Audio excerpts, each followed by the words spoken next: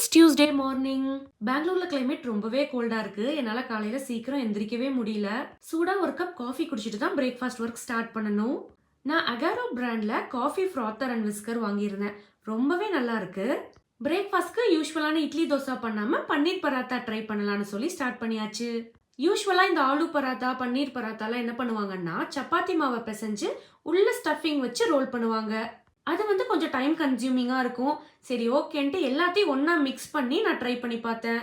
Taste ரொம்பவே நல்லா இருந்தது. என்ன ஒரு விஷயம்னா கொஞ்சம் கீ எக்ஸ்ட்ரா யூஸ் பண்ற மாதிரி இருந்தது. ரெசிபி ரொம்பவே சிம்பிள் தான். கொஞ்சம் வீட் ஃப்ளாரோட சால்ட் ஆட் பண்ணிக்கோங்க.